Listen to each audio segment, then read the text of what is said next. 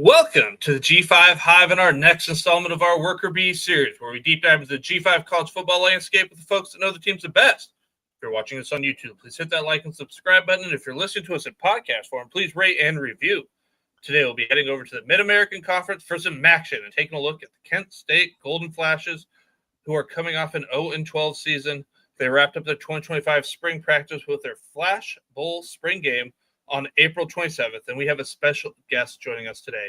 He is an IC Park School alum.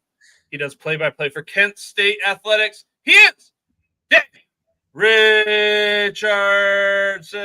Dane can be found on X at Dane Richard SO16. Welcome to the show, Dane.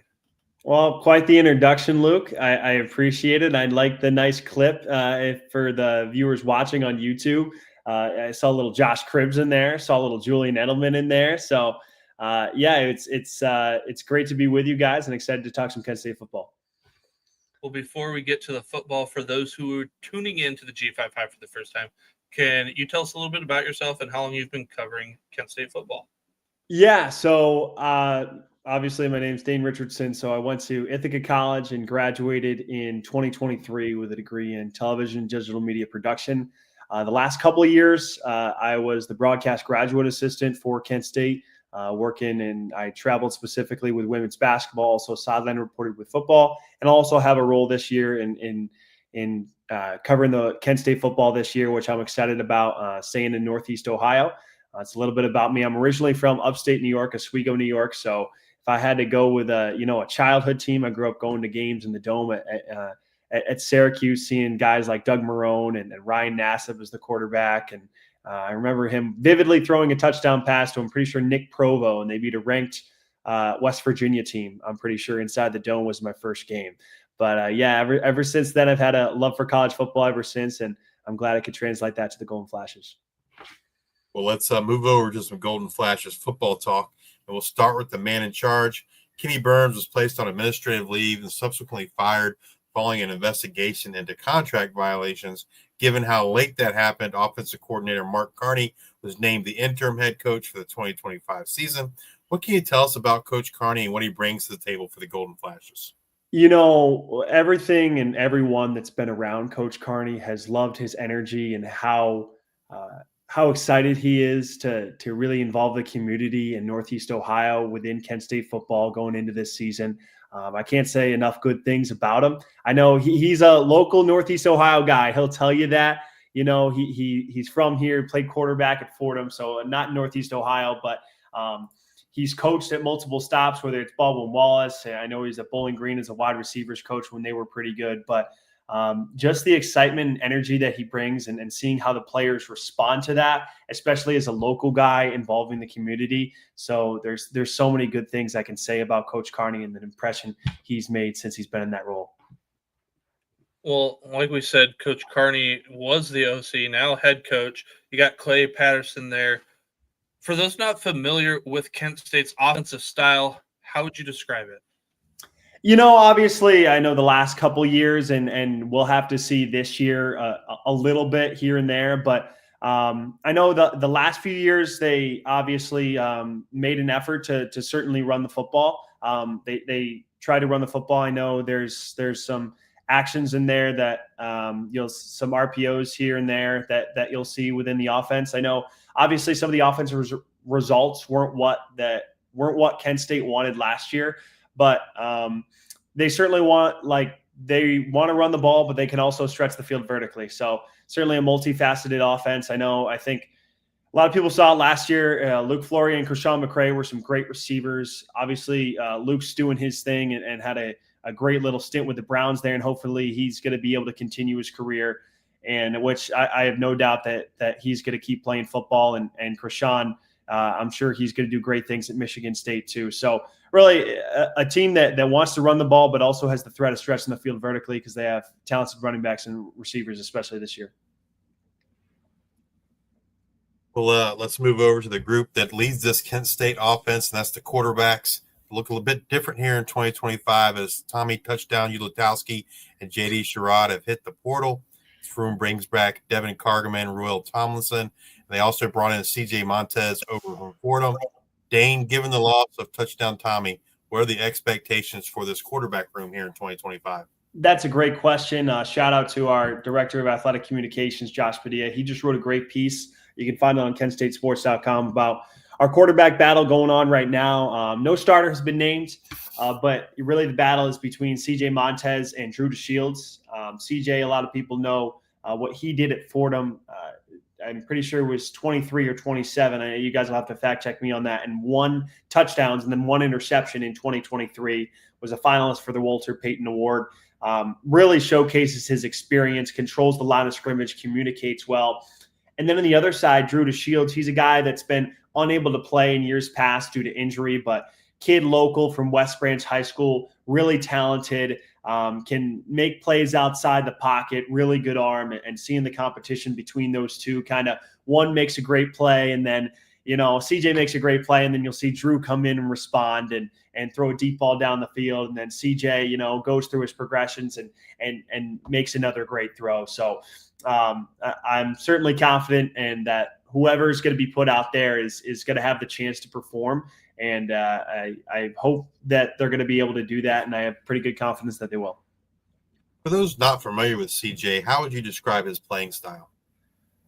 Certainly someone that when he's given the time, he's an accurate passer. He's an accurate passer. He can certainly throw the football. I would describe him more as a pocket guy, but he certainly has the ability to use his legs. Absolutely. So someone that can be multifaceted. I haven't seen him yet in terms of playing in a game in a Kent State uniform, but just kind of going off base of what I saw at Fordham, because you can't necessarily touch the quarterback so as much in training camp, where you can't really at all. So sometimes you're not really sure what the running ability necessarily can be until they get out there, because no one's actually trying to tackle him. But certainly a guy that leads from the front at the line of scrimmage and someone that can really sling it in the pocket. For those not familiar with Drew, how would you describe his style? What does he bring that might be different than CJ? Mm-hmm. Yeah, Drew's a guy that can a big arm, gets outside of the pocket and can use his feet, but also can be a pocket passer as well.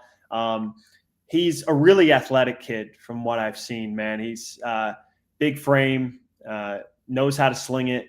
And you can see he's learning every single day to continue to be a better quarterback. And I think Kent State's so happy to see him on the field, potentially getting an opportunity for this team. And both CJ and Drew are great kids, and can't say enough good about them. And whoever starts week 1 against Merrimack, I know I'm certainly excited. And the good thing about those two is that they're teammates, right? They understand they're competing, but you can see the love between those two, and that, right, when one is working with the first team, then the other works with the first team. They're always trying to help each other out. Whether it's saying, hey, this is what I saw, or hey, this is what I saw. And that's what you want in a quarterback room. Well, Dane, let's head over to the running back room. And this room loses their top 2 backs from 2024, Kai Thomas and Curtis Douglas, as they both hit the portal. The duo combined for 686 yards on 181 attempts. You got Aiden Harris returns for the Golden Flashes. Aiden had 109 yards on 28 carries and 1 touchdown in 2024 while preserving his red shirt. We also saw the staff add Jordan Newman from Minnesota. Another boost to this room will be the return of Gavin Garcia. Garcia was, I think, slated to be the backup there in 2024, but he missed the season due to a knee injury in late August. First off, how's Garcia's road to recovery going, and do you anticipate we see him out there at all week 1 against Merrimack? Gavin's a great kid. I absolutely, Gavin has looked. I think Gavin's looked great, and just his positivity that he brings on the field, and certainly his ability to run the ball tough. Same thing with Jordan Newman. I mean, both those guys I think are going to have the chance to make an impact for this team. Same thing with guys like Jazze Kimbrough, a guy that's able to make an impact. I know he got some time at the end of the year, and kind of went under the radar, sort of a guy that can do a lot of things. It's a little bit different, I would say, than say Gavin or Jordan. But both of those guys are all 3 of those guys, I think, are going to have some opportunities. And like you mentioned, Aiden Harris, I remember vividly, he had a really tough touchdown run against Eastern Michigan. I remember early in the first quarter when we were at home in one of those early MAC games last year. So he's got a lot of experience. Cade Wolford played in some games as well. So I think that running back room is deep. You got Coach Mo, who actually played with Jordan at Minnesota, which I think is a really cool connection. And I know a ton of good things to say about Coach Mo and how hard he works those guys and the expectation he has for them. Well, to my understanding, 2024 is kind of set up to be this two-headed monster with Thomas and Garcia, but obviously Garcia's injury kind of changed things. How do you see the staff wanting to utilize these running backs? You talk about how deep it is. Or do we think we see a running back by committee like we see all over the country, or do we see them run one guy out there, kind of like we saw last season with Kai Thomas? It's tough because when you go out there, you kind of have to. I feel like you got to sort of maybe feel that out in the beginning, knowing that, hey, who's going to perform and who's not going to be. Obviously, I think there's going to be multiple guys that will get opportunities throughout the season. But I'm sure Kent State coaching staff, like any coaching staff, if they realize that, there's one guy that's really standing out above the rest, and that said running back needs to be on the field for, all 3 downs and 24/7, 365. And I mean, not the entire game on offense, but they're going to go with that guy. But I think right now there's certainly going to be multiple players in that room that are going to get some opportunities early on. So we've talked about Newman and Garcia, Harris, Kimbrough. Can you describe their skill sets as, in the backfield, guy that somebody's a slasher, somebody's going to be more used on 3rd down? Do we have an all-around skill set running back here? Yeah, I'm not necessarily sure about the 3rd down piece. I know, like I said, there's a bunch of guys that could get some opportunities. I think Jaze's a little bit. I think Gavin and Jordan are a little bit more powerful than Jaze, a little bit more downhill. But even with that, Gavin's shifty as well. Jordan, from what I've seen Gavin a little bit before. A couple of years ago, just being with the team, whereas Jordan's new, and I saw Jaze last year. Jordan's a powerful runner, gets downhill. I mean, a lot of people remember his game at Minnesota. I'm pretty sure it was against Michigan State. Correct me if I'm wrong, where he had 200+ yards a couple of years ago and really stole the show there. And so you saw those flashes of potential when he's able to get blocking and get to the second level, and he can bowl over guys. And I think that's something that Kent State is really excited about. Whereas Kimbrough can be used, I think, in so many different ways, whether it's, because he started as a wide receiver on the roster and then was moved to running back last year. And just his ability to do so many different things kind of gives you a different type of look. Well, Dane, which running back do you think gets that first carry at home against Merrimack? It's tough. I think there's any of those 3, I could say. I think it really depends on the matchup. To see, what the coaching staff thinks of the opposing personnel and how each of their skill sets could attack the opposing defense. Because I said they bring different things, but I think whoever gets the call for that as the RB1, at least, for the first snap, then they're going to be prepared, right? Coach Mo does such a good job for them in his first year as the running backs coach. So, but I think you'll see those guys, all of them get opportunities early on, but I can't give you a pinpoint answer on that. Well, let's turn our attention over to this wide receiver room. The Golden Flashes lose their top 2 wideouts from 2024. Luke Floria has graduated, while Krishan Big Play McCray is now off to Michigan State. Those 2 combined for 1,410 yards on 83 receptions and had 16 touchdowns a year ago. So like the running back room, the wide receiver room also has plenty of opportunity to kind of see someone make a big impact here in 2025. This room is highlighted by the return of Deshaun Martin and Jay Etheridge on the outside. What should we expect from the wide receivers and how they've looked so far in fall camp? They've looked good. I know Deshaun Martin, like you said, is a guy that can perform last year. Same thing with JJ Etheridge. And Wayne Harris is a guy who is a redshirt freshman who is, in our previews that we wrote on KentStateSports.com has been really described as a leader in the room and as someone that I think could really stand out this year, especially as a vocal guy, as a leader in that room. So number 6, Wayne Harris, a redshirt freshman kid from Charleston, West Virginia, is a kid that I think a lot of people are excited about. But you take a look, JJ Etheridge. I mean, he showcased it last year in some spots. He's just so fast. So tough to defend.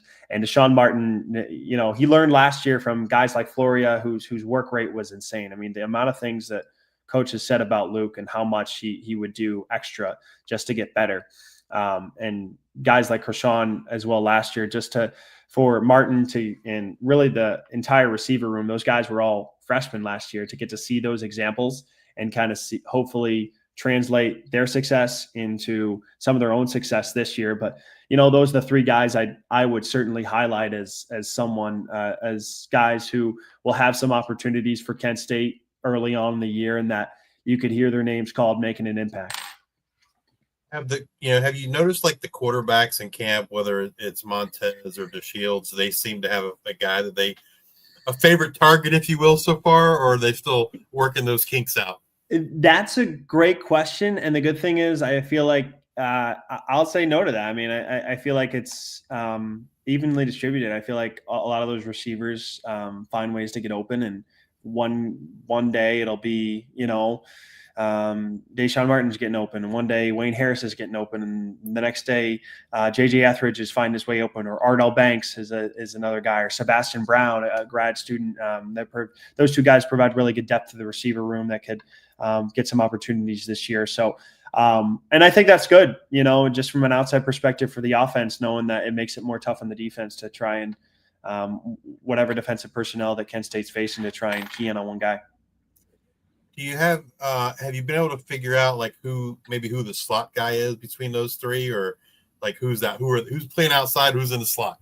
I think it'll be interesting to see who does. I know the offensive personnel, some guys can mix around a little bit and things such as that. I know Martin played a lot in the outside last year, and I know JJ played a little bit in the slot, but he also played outside. And so, I think there's definitely some different multiple looks that Kent State could give you. But they played around with it. So they'll call in game one. It'll be interesting for me to see too, because they could pull out some looks that I potentially didn't see last year. You never know. Well, Dane, if you were to describe how the tight ends are utilized in this offense to somebody who's never caught a Kent State game, how would you describe it? They're guys that are certainly going to help out a lot in the run game, but also, not only first thing that comes to mind is help out in the run game and protect the quarterback, obviously what tight end is supposed to do. But also they'll be able to pop open when needed. And the thing is that you'll have the depth of the tight end room is fantastic. I think, there's a lot of different guys that I think could see opportunities. CJ Conrad, their position coach, is a guy who was an all SEC tight end at Kentucky. So his playing experience, his knowledge, I think is translated really well. Hunter Hopperton is a great kid, local kid from Streetsboro, Ohio. I think the coaching staff has liked a lot from what they've seen from him. Tarek Mulder coming from Presbyterian, Christian Berry, Garrett Long, freshman from the state of Indiana. So there's a lot of different guys that really work their tail off at that tight end position. Dakota Taylor, another local kid from Akron. So I think there's the tight end room, right? There is a lot of different guys that could see some opportunities, really. And I think it's a good problem to have. And there's even for me, I'm just kind of a little bit of a question mark, but a good question mark to have, knowing kind of who's going to get those opportunities at the tight end position. I'd say for me, at least more than any other position on the field. Well, let's move over to this offensive line. And Dane, you're going to need to help me learn more about this room, as it sees 7 of 11 guys who took snaps in 2024 graduate or hit the portal. That includes the entire starting lineup from 2024, minus guard Dustin Morrell. Morrell showed his versatility in 2024. He played every position on this offensive line except center. Among others who are returning and saw snaps in 2024, you got Garrett Masterson, Mason Maddox, and Cecil Wilson. And according to my counting, which could be off, the staff added at least 6 guys via the transfer portal. Dane, what are your expectations for this offensive line here in 2025? I would certainly say the leader is Dustin Morrell. Actually, I know recently he was awarded the number 54, which just came out recently on Kent State football social media, and that honors the life of Jason Bitsko, who was an offensive lineman for Kent State that unfortunately passed away in August of 2014. And there's a Kent State offensive lineman that wears number 54 every single year in honor, and it kind of shows the pride and what it takes, and the leader of that offensive line group of what it takes to go through the trenches. And I thought it was really cool. They had a handful of guys who had worn 54 previously. One of the guys I actually work with in the athletic department, Sam Allen, who is an offensive lineman, I think from about 2018 through the 2022 season. Might be 2017 too. He'll have to correct me. But he was there, and Cam Golden, who was an offensive lineman last couple of years for Kent State, who wore 54, was also there. So getting back to this year's group, Dustin Morrell, I think, is absolutely a leader on the offensive line. And he so is Garrett Masterson. And the funny thing about those two is they're both high school teammates from Lapeer, Michigan. So they have a lot of coordination together. And I think those two, just their voices in the room, you can see it. I'm not in those meeting rooms, but, you just see it at practice and what those guys bring. And with that being said, I think there's a number of transfers I think that could see some opportunities and early on because I know you're going to have some new starters on that offensive line just because, you're not bringing back many. But Dustin and Garrett are the two that stand out to me as returners, and also their chemistry together. Well, Dane, if you had to pick an offensive player to have a breakout type season in 2025, who you got? Well, obviously, I'm not going to pick a quarterback because the starting quarterback has not been named. So I'm not going to name one or the other about that because, if I name one, someone else could be the starter. But you hope both of them, if they both get time or if one plays, that they have a great breakout season, number one, because that probably means success and wins overall for Kent State. Breakout season, ooh, is tough. I'd look to the receiver room a little bit with Deshaun Martin or Wayne Harris or JJ Etheridge. I think any of those guys could end up having a big year because you think about Kent State. Luke Floria had really good numbers last year, and so did Krishawn McCray. So if Kent State's, and I expect them to be in a much improved team this year, for them to, move that football, one of their wide receivers is probably going to have to have a pretty nice year. So I'd go with any one of those three. And like I said, it's I've seen them all have their moments in practice, whether it's Wayne or JJ or Deshaun. I mean, they've all been great, but I would stick to probably one of those three potentially for a breakout guy. All right, well, let's move over to the defensive side of the ball. Cody Morgan recently left to join the North Dakota State team. I did not see a defensive coordinator on the roster for 2025. Mm-hmm. So who is slated to be the defensive coordinator here in 2025? So that was just recently announced. It'll be Cherokee Valeria, who I know he was previously at Sacramento State. He worked more in the secondary, but big Aloha Friday guy I know from social media.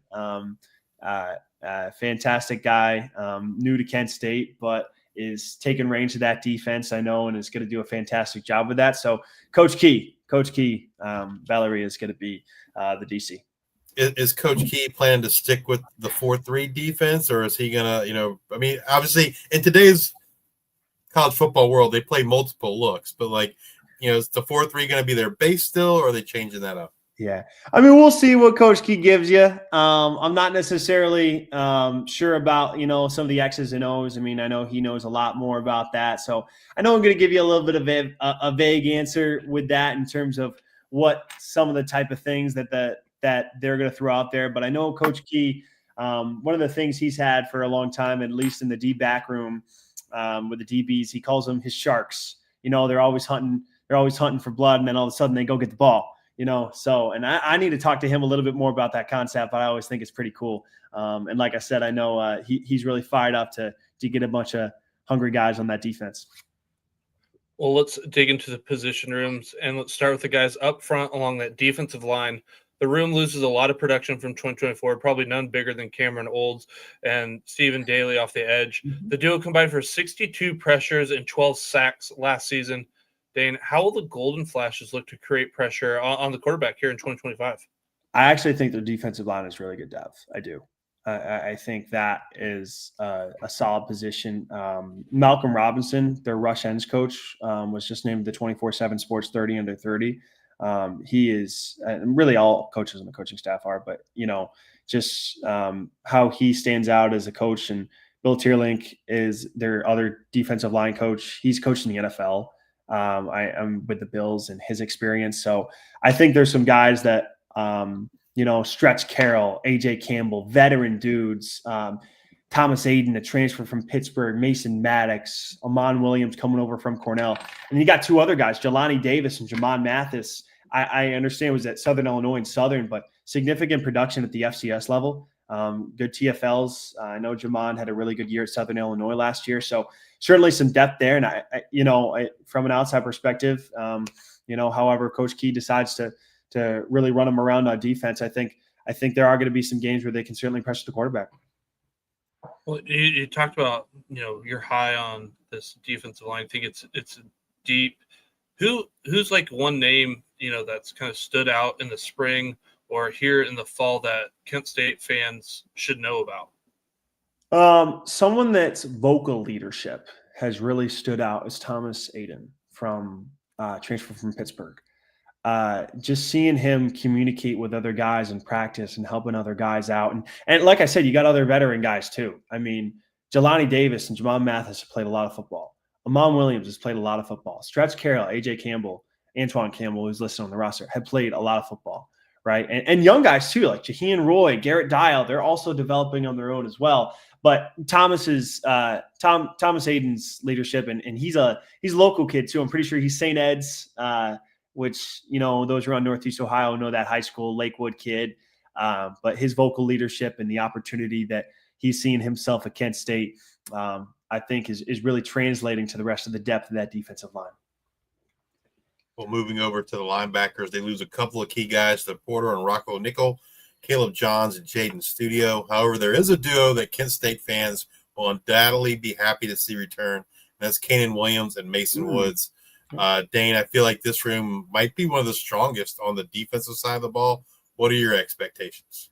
Mason Woods, man, guy made a lot of tackles last year. Guys played a lot of football. He was good at Towson. He came over here, and he's not afraid of anything. Mason's going to go and make the tackle. You know that. Kanan Williams got his opportunity after he transferred from Bowling Green last year, and same with him. He's doing a great job. And I know in our preview they wrote CJ Young's a great story because he was playing safety before, and he's been since moved to the linebacker spot.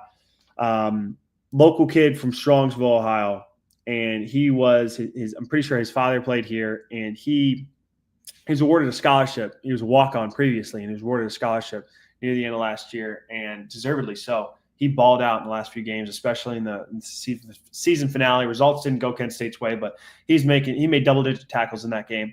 So I think those guys can absolutely. I mentioned Kanan Williams and Mason Woods. CJ Young can make impacts in the linebacker room, and then other guys who got time last year too. Nyland Brown, guys. You look at Nyland. He is a physical specimen on the field. Just a big dude. Played some real high school ball in the Indianapolis area. I'm pretty sure at Ben Davis High School. And then also Samaj Cross is an outside linebacker that played a lot of snaps at Lafayette at the FCS level. Toledo kid from Central Catholic High School. So I know there's certainly some dudes to be excited about, and also some young guys too on the defense. But when you have young guys, I know it takes some time in any sport to get adjusted to the college game. But those are the guys I think that'll see some opportunities at those positions. We've talked throughout the episode about a lot of new faces, a lot of turnover, a lot of young guys getting opportunity. So, to me, it makes this even more important. But, how important was it to get Kanan Williams and Mason Woods, not only back for this defense, but just as this team as a whole? Yeah, everyone, dealing in the group of 5 level, everyone has to deal, and even in the power level, everyone has to deal with the transfer portal nowadays, and everyone goes through it. Some deal with it much harder than others, depending on the year. right? And, every year with group of 5 teams, you're going to see guys go, but you always want those few returners that can bring that continuity, that can bring that leadership, that can bring that experience going against familiar opponents in the Mid-American Conference. And I think having MACtion and Cannon Williams back is going to be, big for Kent State. I mean, they showed what they can do last year, but also, their ability and their willingness to integrate with some talented newcomers, which I think is what has a lot of people excited about this year's program. Dane, let's head over to the secondary. And the Golden Flashes lost a pair of cornerbacks to graduation in Dallas Branch and Naheem Muhammad. After the spring, the hits continued as they saw Jalen Dotson hit the portal. They also lost Alex Branch to the portal along with standout safety from 2024 and Josh Baca. The room's highlighted by the return of safety Tevin Tucker. I'm a little bit nervous about this room heading into 2025, but what are your expectations for the secondary? Tevin's a dude. You saw last year, flies in, makes tackle. I think, there's some losses, obviously, that'll sting, but I think this group is absolutely, I'm going to put sort of spin a positive note in this group. I think they'll absolutely be able to hold their own. I think you're going to see some young kids potentially in there, but ones that have absolutely impressed. I know Jair Wilson got some time last year. Atiq Muhammad was a multi-sport athlete at UTEP, also did track and field and football, coming over to provide in a room. Angelo Stockstill, you just look at his frame coming over from Western Michigan, 6'3", long, lanky, with his cover skills over at the corner position. And I think, relying on the experience and depth that they have up front is going to leave opportunities, as Coach Key calls in their DC, to be those sharks in the back end and make plays on the ball, led by Tevin Tucker, because, he's a dog back there and he knows how to make plays. He's made it before. And, sometimes you're unsure about what you lose and how that room's going to look. But I think they've, just from what I've seen, they've banded together well. Well, I'm kind of curious, Dane, if you think this room, or I guess if this room is successful or plays, to expectations or slightly exceeds expectations, who do you think's the reason for that success? It's tough. We have a new corners coach, Bart Tansky, who is, I'm pretty sure, an Ohio Mr. Football from Mentor, which is also the same high school as Luke Fleury, and actually one of Kent State baseball guys who played in the minors, Cade McClure. So Coach Tansky he's fantastic, but also, Coach Cherokee Valeria, certainly a guy you point to is someone who's big in coaching the back end and now as the DC. So that would be the guy I would certainly think of, because he has a lot of experience coaching, being a defensive pass game coordinator and coaching secondary and coaching, D-backs and safeties and things like that. But also what Bart Tansky can provide as a new corners coach and coming in and being that guy to coach the DBs and be a new voice for them.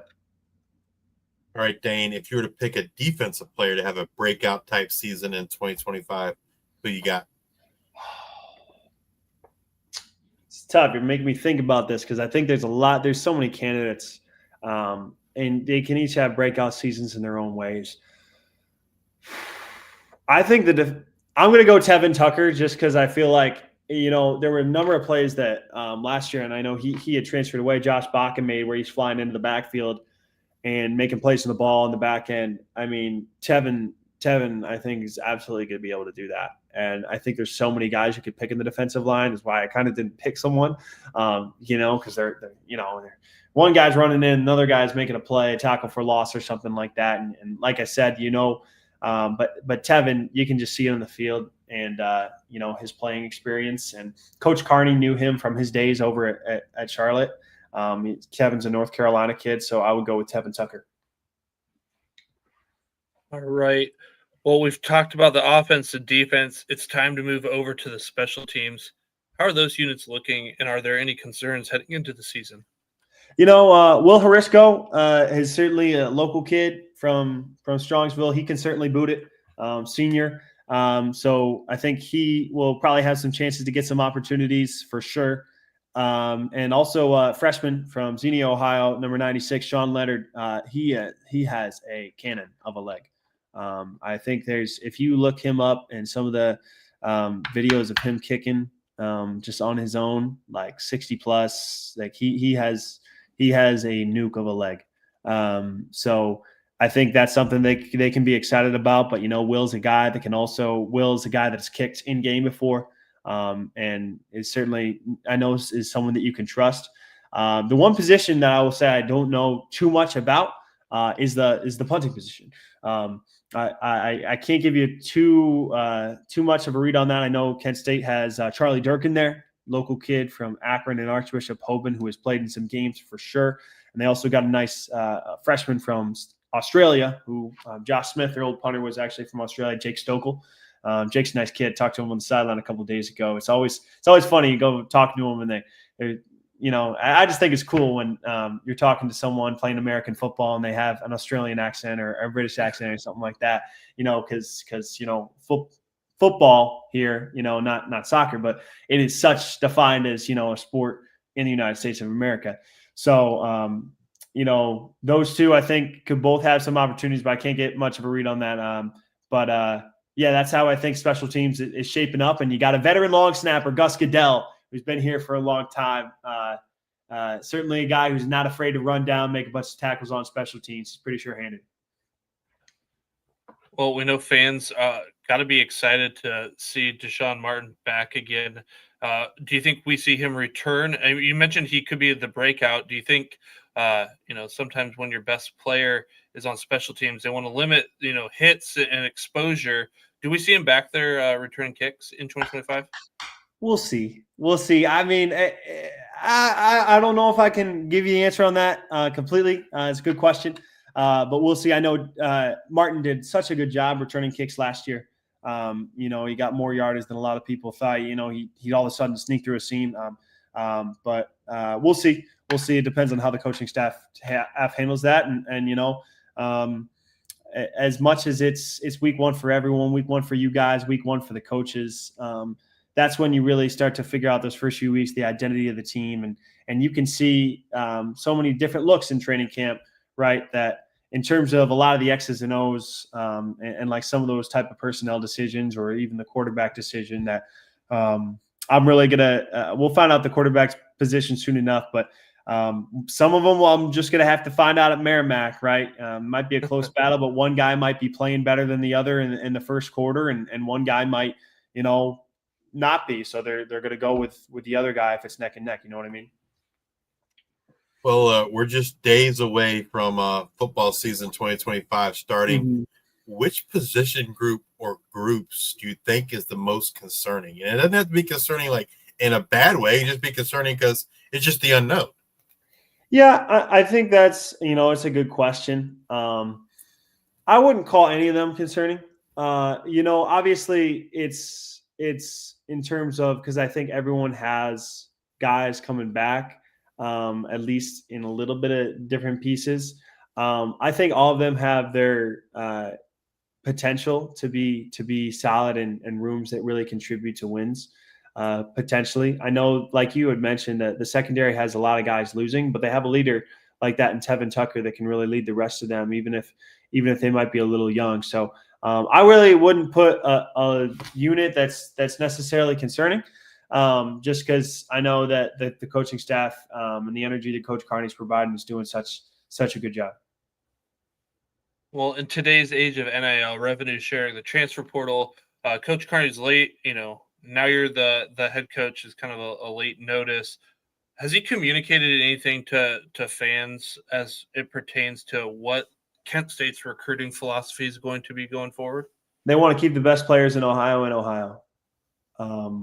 He's a local Northeast Ohio guy, and I think there are so many people, including myself, that with Coach Carney and as the interim head coach, want to see him win really, really badly because of how much he's connected with the people early on. And I mean this from just I'm going to interact with Coach a lot throughout the season, talking to him for interviews and things like that.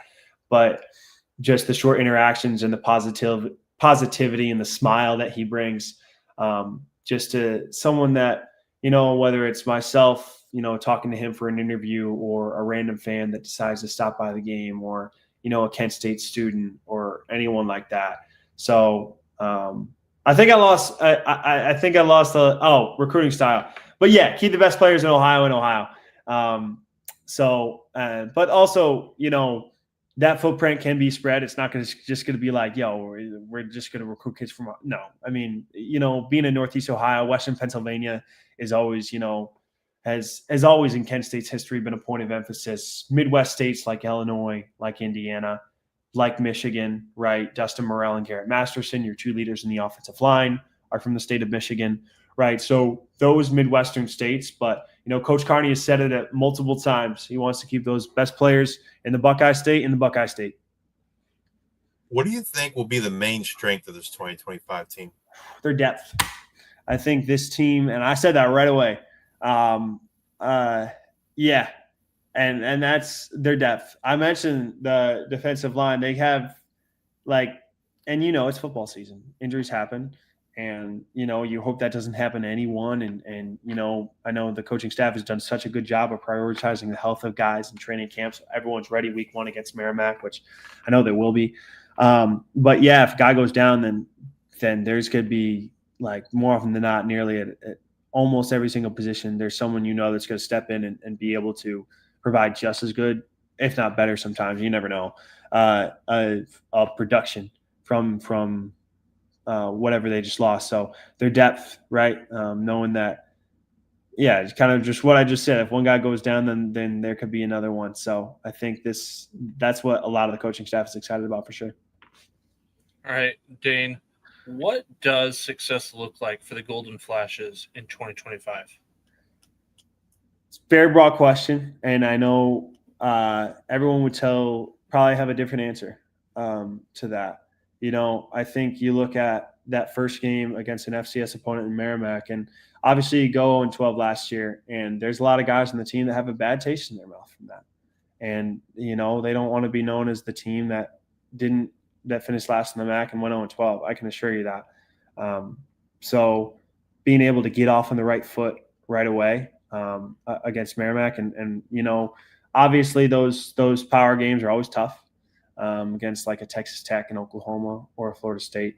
But I know there's guys that a successful season knows that there's guys on the team that they want to win games, right? I'm not going to put like a total on that. They want to win games, but they know they have the talent. And I firmly believe they have the talent on both sides of the ball to compete with MAC opponents. I absolutely believe that. They have a big conference game, and I know Buffalo is coming off a great season. They have a big conference game early in the season to open up MAC play.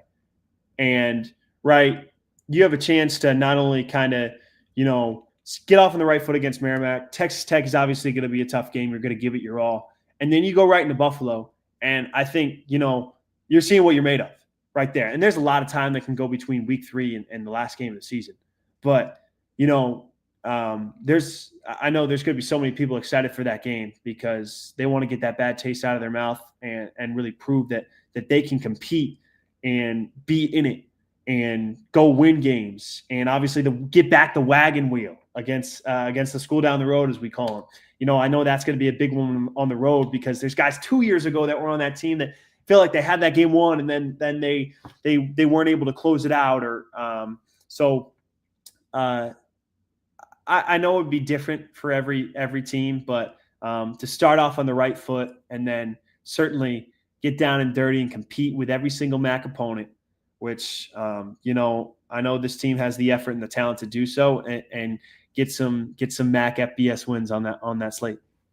You got the Golden Flashes want to flip the script here in 2025. Oh, yeah. I think absolutely they want to flip the script. I mean, you're not asking for the dream, group of 5, 12-0, perfect game, perfect season type stuff, right? I mean, that's a thing. That's obviously very tough to do for any MAC team, I feel like, because the MAC really beats itself up, especially when you get into those crazy midweek games. That especially, I love the Ypsilanti raccoon comment. It was one of my favorite things. because you never know what could happen in a MAC game, and it's so tough because they really do beat each other up as the teams go, with it being a competitive conference. But yeah, absolutely. And people forget, like, if you can bring the right energy with this group, and I understand it was a different regime 4 years ago. This team was in the MAC championship 4 years ago. And I'm not saying that, I'm not making any predictions about win total or what team's going to go to the MAC championship or the next. But with the energy like that Coach Carney has, that's really what the message that he epitomizes, and how that's spreading to the rest of his players, I think is a fantastic, fantastic start in the right direction on what he's done with this role. So a lot of, like I said, so many good things to say about him. And I know I'm certainly excited. I know the rest of the group is excited for week 1. Well, Dane, we've covered a lot of ground tonight, but is there anything else you want to share or think that we should know about this 2025 Kent State Golden Flashes football team? I think I gave as much as, and I know some when it came to personnel and X's and O's and some decisions, and I know I was a little vague, but at the same time, I know, like I said, just the excitement going into this year, I think is very high, and knowing that there's a lot of guys in this team that are incredibly motivated to have success, much more than last year, and that's what I can't wait to see try and come to fruition come August 30th and throughout and into November, and who knows, hopefully into December. All right, Dan, we want to thank you for taking some time out of your day to spend with us and share your knowledge. We greatly appreciate it. But before we let you go, we want to give you an opportunity to share with our listeners where they can find you, maybe some things that you have coming up that you're working on. You mentioned some stuff there on the website of position battles you and Josh have going on there. Yeah, so a lot of what I'm telling you guys is you can check a lot of those position battles that are written on Kent State Football's page on Kent State Football on KentStateSports.com. Excuse me. Hey, if you also you can go to KSUTIX.com. Shout out to my ticket guys, Andrew Hammond and Sam Allen. If you want to go get tickets, for Kent State home football games, especially at Dick Stadium, the players feed off. Really, with any college football player, they feed off the crowd's energy. If you can get them hyped up, so KSUTIX.com to buy Kent State football tickets. Plug in that, and I know as far as our coverage and where we're going to be heard this season. I know there's we're going to have a really awesome announcement coming about that soon. I'm unable to voice what that potentially is, but I know I'm there's a number of people within the university that are extremely excited about it. So, well, Dane, thank you again. If you're watching us on YouTube, please hit that like and subscribe button. If you're listening in podcast form, please rate and review on Amazon Music, Spotify, or Apple Podcasts. Thank you all for your support. And until the next time, we are the G5 High.